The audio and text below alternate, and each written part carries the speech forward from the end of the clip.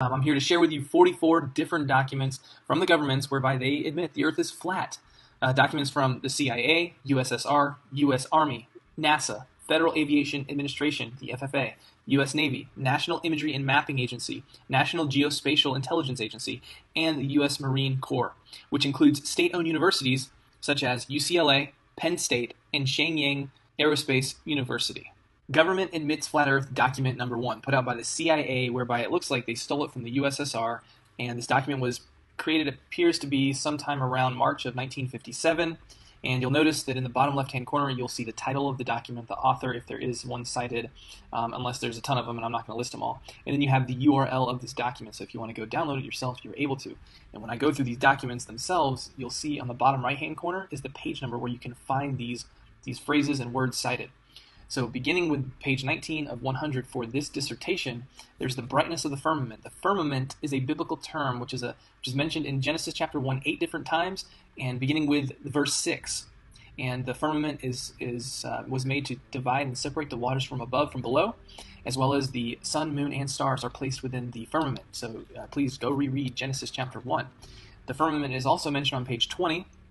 Also, a near sun, which means localized sun, is mentioned, and it talks about the brightness of the first order and derived on the assumption of a flat Earth, and giving some conclusions derived on the basis of this formula. So the formula is based upon the assumption of a flat Earth. There's a near sun, and there's a firmament, apparently.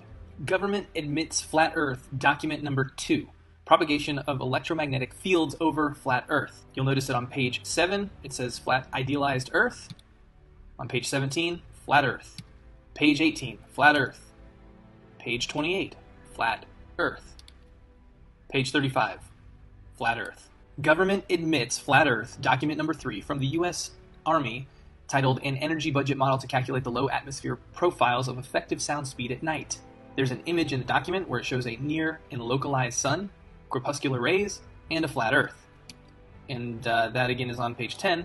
And then if you go to page 16, you see the word flat Earth. Government admits flat Earth, document number 4, put out by the United States Army, titled Computationally Efficient Algorithms for Estimating the Angle of Arrival of Helicopters Using Acoustic Arrays. Let's see what it has to say. On page 17, it says flat Earth. Page 30, flat Earth model. Page 31, flat Earth. Page 35, a flat Earth. Government admits flat Earth, document number 5. This one is from United States Army, titled Adding Liquid Payloads Effects to the 6DOF Trajectory of Spinning Projectiles. Let's see what it has to say. On page 7, it says, Assume a flat Earth. These equations assume a flat Earth. Government admits flat Earth, document number 6. This is put out by the United States Army. In fact, it's the same author as document number 5, Gene R. Cooper. And in fact, the title is almost eerily the same. Though what we'll find is that he didn't make any corrections for assuming a flat Earth. But let's read the title. Trajectory Prediction of Spin-Stabilized Projectiles with a Steady Liquid Payload. What does it say? Page 10. It says, these equations assume a flat Earth. Why would you assume a flat Earth if you're on a spinning ball? Government admits flat Earth, document number 7, put out by NASA in August of 1988, derivation and definition of a linear aircraft model. What does it have to say? Let's see here. Well, starting with page 6, it says, this report details the development of the linear model of a rigid aircraft of constant mass flying over a flat, non-rotating Earth. It goes on to say on this same page, by defining the initial conditions of the nominal trajectory for straight and level flight and setting the asymmetric aerodynamic and inertia terms to 0, one can easily obtain the more traditional linear models from the linear model derived in this report. On page 35, it says this report derives and defines a set of linearized system matrices for a rigid aircraft of constant mass flying in a stationary atmosphere over a flat, non-rotating Earth. On page 55, it says based on assumptions of symmetric mass distributions, symmetric aerodynamics, and straight and level flight. And then on page 102, this report documents the derivation and definition of a linear aircraft model for a rigid aircraft of constant mass flying over a flat, non-rotating Earth. Government admits flat Earth, document number 8, put out by NASA, titled General Equations of Motion for a Damaged Asymmetric Aircraft. And on page 2, it states, in this paper, the rigid body equations of motion over a flat, non-rotating Earth. Government admits flat Earth document number 9, put out by NASA, titled Predicted Performance of a Thrust-Enhanced SR-71 Aircraft with an External Payload. This was put out in June of 1997. And it states non-rotating Earth. Right there, page 10. And this SR-71 Blackbird has a top speed of 2,193 miles per hour. And it doesn't have to account for the rotation of the Earth, the Coriolis effect, the alleged Coriolis effect, or even the curvature of the Earth at 2,193 miles per hour. Certainly would have to if it existed, unless it was flying over a flat, non-rotating Earth. Government admits flat Earth document number 10, put out by the Federal Aviation Administration in conjunction with a company named MITRE. It's derivation of a point mass aircraft model used for fast time simulation. This is from April 2015. It says, assuming a flat, non-rotating Earth, page 7. Government admits flat Earth document number 11, put out by NASA in conjunction with the University of Kansas. They contracted KU to do this work with them, and it was put out June of 1971. It is titled A Method for Reducing the Sensitivity of Optimal Nonlinear Systems to Parameter Uncertainty. Let's see what it has to say. Page 14. It says the idealizing assumptions made are the following. Number 2 is a flat, non-rotating Earth. Government admits flat Earth document number 12, put out by NASA. It is titled Calculation of Wind Compensation for Launching of Unguided Rockets. And on page 8 and 10, we have a diagram, as well as it states the missile position in space is computed relative to a flat, non-rotating Earth. Government admits flat Earth document number 13, put out by NASA, December of 1987, titled User's Manual for Linear A Fortran Program to Derive Linear Aircraft Models. And it states on page 16, a rigid aircraft flying in a stationary atmosphere over a flat, non-rotating Earth. Government admits flat Earth document number 13, put out by NASA, December of 1987, titled User's Manual for Linear A Fortran Program to Derive Linear Aircraft Models. And it states on page 16, a rigid aircraft flying in a stationary atmosphere over a flat, non-rotating Earth. Government admits flat Earth document number 14, put out by NASA in 1988. In fact, it looks like to be an updated version from the document number 13 that I just went over. Same authors and almost the same exact, if not same exact title, which is User's Manual for Interactive Linear A Fortran Program to Derive Linear Aircraft Models. And it states on page 4, equations with stationary atmosphere and flat, non-rotating Earth assumptions. Same thing as in document 13, same authors, basically same title. They didn't make any adjustment. Going on to page 126, it states the same thing, stationary atmosphere and flat, non-rotating Earth assumptions. Doesn't look like they made a mistake with that documentation there. Government admits flat Earth document number 15, put out by NASA. This was put out in March of 1972, and it is titled Determination of Angles of Attack and Side Slip from Radar Data and a Roll-Stabilized Platform. What does it have to say? Well, page 2, it states the method is limited, however, to application where a flat, non-rotating Earth may be assumed. If it's limited to that assumption, and the Earth is a spinning ball, then this document is garbage, unless the Earth is truly flat and non-rotating. Government admits flat Earth document number 16, put out by NASA. It's titled U.S. Standard Atmosphere. What does it have to say? Well, on page 22, it says, for the accuracy required in this document, it suffices to treat the surface as an ellipsoid whose flattening ellipticity. That means they had to flatten the globe. Why would you have to do that? For accuracy, maybe because the Earth is flat. Government admits flat Earth document number 17, put out by NASA in December of 1991, titled An Aircraft Model for the AIAA Controls Design Challenge. And what does it have to say? On page 13, it states the flight dynamics of a rigid aircraft flying in a stationary atmosphere over a flat, non-rotating Earth. Government admits flat Earth document number 18, put out by NASA. This was in December of 1978, titled Investigation of Aircraft Landing in Variable Wind Fields. And what does it have to say?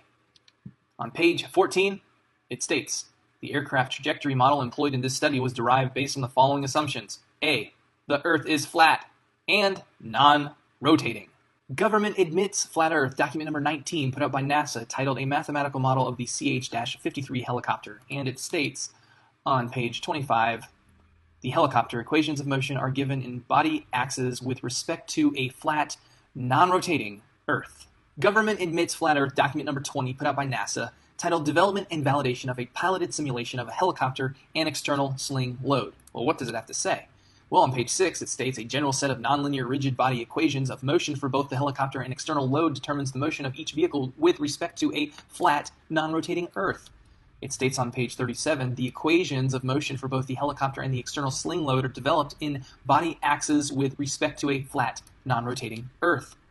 On page 48, it states the terrain is generally flat. Government admits flat Earth, document number 21, put out by NASA and the U.S. Air Force in conjunction with research provided by Georgia Tech, and it is titled Atmospheric Oscillations. What does it have to say? Well, on page 13, it states a model frequently used is that of a flat, non-rotating Earth. Also states the most one can profitably simplify the problem is to consider an isothermal atmosphere, plane level surfaces, and a non-rotating Earth. Government admits flat Earth, document number 22, put out by NASA, titled Stability and Control Estimation Flight Test Results for the SR-71 aircraft with externally mounted experiments. And what does it have to say? Well, it states on page 18 and 19, if you put them together, because there's a break in the paragraph, it states, these equations assume a rigid vehicle and a flat, non-rotating Earth. Not very safe for a vehicle that travels at a top speed of 2,193 miles per hour. Government admits flat Earth, document number 23, put out by NASA in May of 1988, titled Flight Testing a VSTOL Aircraft to Identify a Full Envelope Aerodynamic Model. And it states, motion over a flat, non-rotating Earth, page 9 of 18. Government admits flat Earth, document number 24, put out by NASA. It is titled Singular Arc Time Optimal Climb Trajectory of Aircraft in a Two-Dimensional Wind Field. What does it have to say? It states on page 2, in our minimum time to climb problem, the aircraft is modeled as a point mass of the flight trajectory is strictly confined in a vertical plane on a non-rotating flat Earth. Government admits flat Earth, document number 25. This is put out by the United States Navy, and it is titled Studies on Instabilities in Long Baseline Two-Way Satellite Time and Frequency Transfer, including a Troposphere Delay Model. And what does it have to state? It states on page 2, it shows a graphic which shows two ground stations on equal level ground, both ground stations on the same flat plane. And then on page 6, it states assuming a flat Earth and the straight line of sight. Line of sight, just so you know, line of sight does not apparently exist when you're looking over the Earth. And I'm going to get to that in another document pretty soon. Government admits flat Earth, document number 26, United States Army. It is titled Scale Insensitive Detection Algorithm for FLIR Imagery. What does it have to state? It states that in other scenarios, only the range to the center of the field of view and depression's angle is known, so that a flat Earth approximation provides the best estimate. That is page 6 of 22. Government admits flat Earth, document number 27, put out again by the United States Army, and it is titled User Manual for the Microsoft Windows edition of the Scanning Fast Field Program, version 3.0. What does it have to say? Well, it says on page 45 of 47, this model works over a flat and non-turbulent atmosphere. Government admits flat Earth, document number 28, put out by the United States Army, titled Path Loss Measurements in a Forested Environment at VHF. And what do we have to find in here? But it states on page 8, flat Earth, page 16, over a flat Earth, page 17, over flat Earth, page 18, over flat Earth, page 19, over flat Earth, page 20, based on flat Earth. Theory, not a theory, it's fact. Page 23, over flat Earth. Page 25, flat Earth. Page 26, flat Earth. Page 35, over flat Earth. Over flat Earth, stated twice. Government admits flat Earth, document number 29. This is the U.S. Air Force, who contracted Brown University to put forth a document titled Review of Sound Propagation in the Lower Atmosphere, documented in May 1955. So what does it say on page 18? It says, in most of the topics to be discussed, the problem is to describe the sound field in a region of atmosphere above a flat Earth. And then it goes on to cite, in page 208, cite a document, an article that was written in 1954 in Physica XX, and it is titled The Extension of Summerfield's Formula for the Propagation of Radio Waves Over a Flat Earth to Different Conductivities of the Soil. So you may want to research that one a little bit further. Government admits flat Earth, document number 30, put up by the United States Army, entitled Beacon Position and Altitude Navigation Aided by a Magnetometer. And it states on page 11, it says that the first is the Earth Fixed Coordinate System, which is fixed to the Earth with a flat Earth assumption. And just check out the diagram that they have associated with it. Are you serious? Government admits flat Earth, document number 31, put out by the United States Army, and it is titled Automatic Target Acquisition of the Demo 3 Program. And it states on page 9, only the range to the center of the field of view and the depression angle is known, so that a flat Earth approximation provides the best estimate. Government admits flat Earth, document number 32, put out by the United States Army, and it is titled Modeling of Atmospheric Effects. Let's see what it's got to say. Well, on page 28, it states, this model works well over a flat Earth and non-turbulent atmosphere. Government admits flat Earth, document number 33, put out by NASA in conjunction with an organization called Range Commanders Council Telemetry Group. The document is titled Telemetry Standards. This organization, Range Commanders Council, their mission is dedicated to serving the technical and operational needs of U.S. test, training, and operational ranges. The RCC provides a framework wherein common needs are identified and common solutions are sought, technical standards are established and disseminated, joint procurement opportunities are explored, technical and equipment exchanges are facilitated, advanced concepts and technical innovations are assessed, and potential applications are identified. Their vision is the Range Commanders Council, RCC, will promote credible change to meet Department of Defense, DoD, test and training requirements while promoting the common good of its members and enhance sharing and interoperability of infrastructure and resources. And so apparently they've got a lot more than just NASA who they serve. They serve the Department of Defense, the Air Force, the Navy, the Army. That's who's at least listed here. So back to the document, which is telemetry standards, on page 172, it states, although the equations for the two-ray model can be rather daunting, in its simplest form, one uses flat Earth trigonometry to compute the difference in path lengths between the direct and reflected signals. You don't use flat Earth trigonometry if you're on a globe. Government admits flat Earth, document number 34, put out by NASA in conjunction with UCLA, that's right, the University of California. This was put out in 1993, and it is titled Approximate Optimal Guidance for the Advanced Launch System. And it states that the equations of motion for the zeroth order problem of flight in a vacuum over a flat Earth are presented. That's page 32 of 164. And then on page 43 of 164, it states, in this section, the three-dimensional equations of motion are reduced for flight in a great circle plane, the XZ plane, over a flat, non-rotating Earth. And then further states below, it says equations of motion representing flight in a vacuum over a flat Earth. Government admits flat Earth, document number 35, put out by NASA in October 1995, and it is titled Flight Simulation Software at NASA Dryden Flight Research Center. And it states, on page 4, this structure, with both flat and oblate Earth versions, has successfully supported more than 50 different aircraft. Apparently it also has a flat Earth version. And in most cases, flat Earth, 6 degree of freedom equations of motion are used. Why would that be unless the Earth is flat? Government admits flat Earth, document number 36, put out by NASA, and it is titled Simulator Aero Model Implementation. On page 10, it states, for the flat, non-rotating Earth, considered here. And why are we considering to build a software over a flat Earth to be used for trainings when the Earth is a spinning ball? Maybe the Earth is flat. Government admits flat Earth, document number 37. This is Shenyang Aerospace University, which is affiliated with, obviously, China. And the title is Design and Implementation of Flight Visual Simulation System. And on page 3, it states, and I'm going to read this entire thing because it's very important to understand, mathematical modeling of flight simulation. The aircraft flight motion simulation as an important part of FVSS directly affects the reliability and authenticity of the system. Flight motion simulation of effect can be greatly improved by relative mathematical models of aircraft flight dynamics. In this paper, the FVSS is based on two assumptions. A, flight area is the space above ground level, where the rotation of the Earth and the curvy motion of mass center of Earth are neglected, meaning they don't take it into an account at all for this flight simulation software. Why would they do that if the Earth is a spinning ball? Why would you create software to train people how to fly on flat, non-rotating Earth software? Why? Because the Earth is flat. Government admits flat Earth, document number 38. This is put up by Penn State, which is a public university, so state-owned. The title is A Discussion of Methods of Real-Time Airplane Flight Simulation. And what does it have to say about flight simulation? Well, on page 11 it states flat Earth coordinates.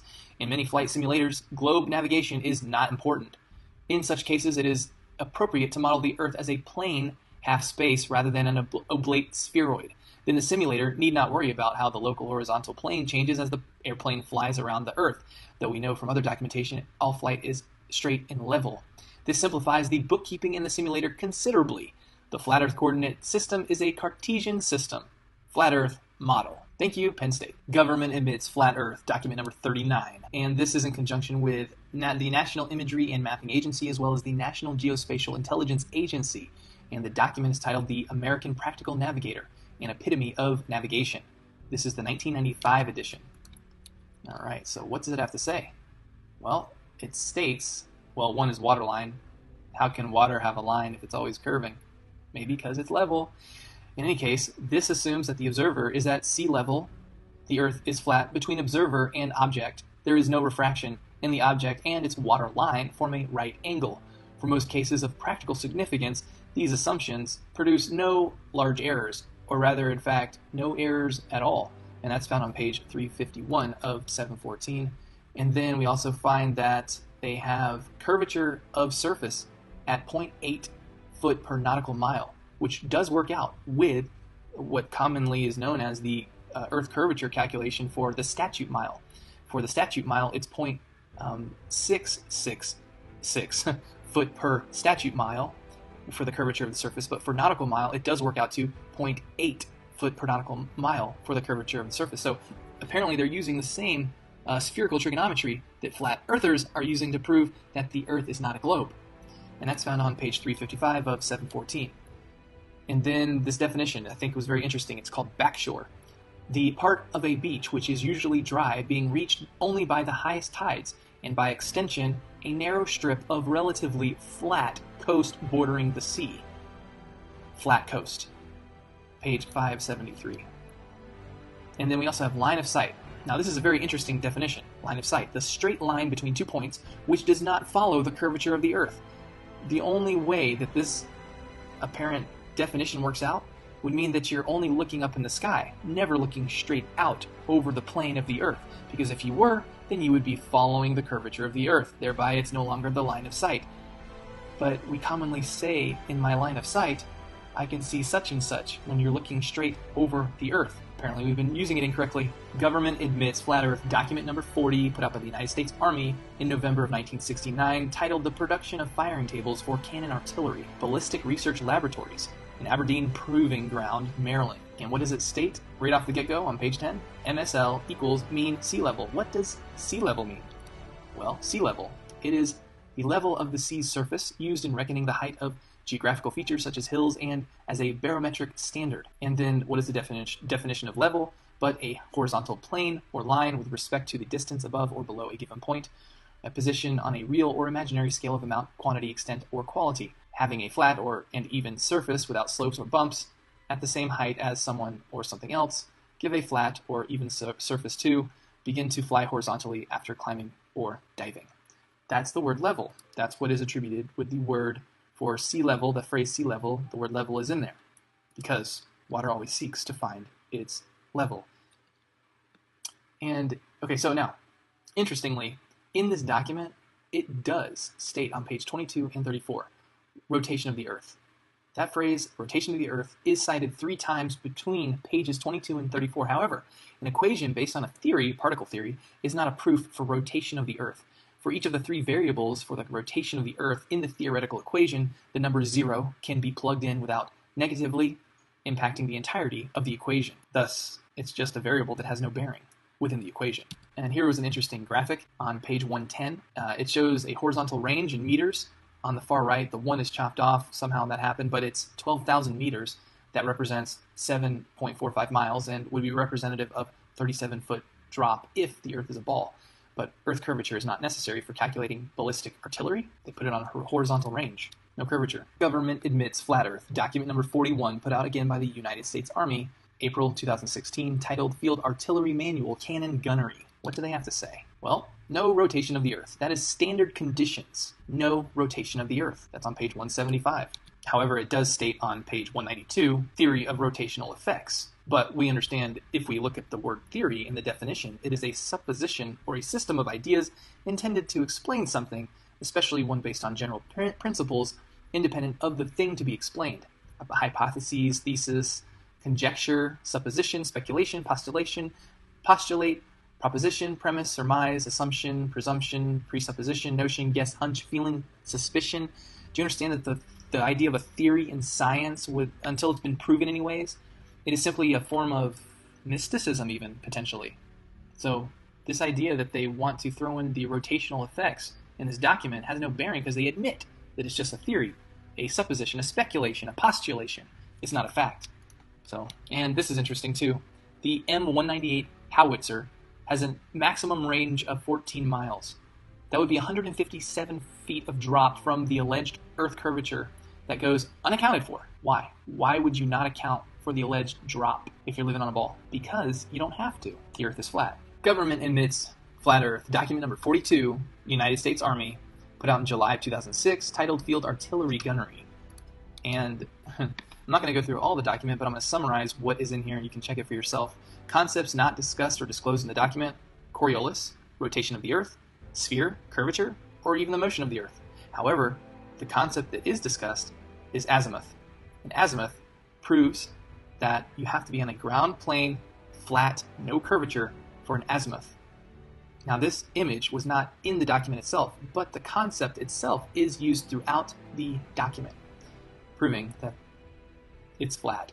Government admits flat Earth. Document number 43, and this time it's the United States Marine Corps, and it is titled TTP for the Field Artillery Cannon Gunnery. And what does it state? The same thing as the document number 42, which I just covered. The concepts that are not discussed in this document include Coriolis, rotation of the Earth, sphere, curvature, and motion of the Earth. However, azimuth is discussed. Again, the Earth is flat. Government admits flat Earth. Document number 44, put out by the United States Marine Corps, entitled Tactics, Techniques, and Procedures for the Field Artillery Manual Cannon Gunnery. What's interesting about this document is that it does go into great length of stating the words and phrase rotation of the Earth and Coriolis. It says it 1, 2, 3, 4, 5, 6, 7 different times at least. However, it also states that the standard conditions by which it operates, or expects to be operating, is no rotation of the Earth at all. So why is there this contradiction? So how do we reconcile the difference and apparent contradiction of whether or not rotation of the Earth or Coriolis needs to be taken into account? Well, number one, other than the mention of the terms rotation of the Earth and Coriolis, there is absolutely no instruction in the documentation for how to account for the rotation of the Earth. So why is that? Number two, the rotation of the Earth is a theory. And just as in the equation cited in the U.S. Army document, report number 1371, entitled The Production of Firing Tables for Cannon Artillery, which was document number 40, it allows for the variable of alleged rotation of the Earth to be 0, leaving the entirety of the equation unaffected. And it is the same with this documentation produced by the United States Marine Corps. And if you're interested in looking at document number 40 again one more time, you can pause this. This is for your help, and research a little bit more right here, or you can just go to the document itself and check it for yourself. But I'm going to move on. Now, what is discussed in this document is azimuth. And we understand that only works on a ground level plane. Flat, no curvature. So I rest my case. The Earth is flat.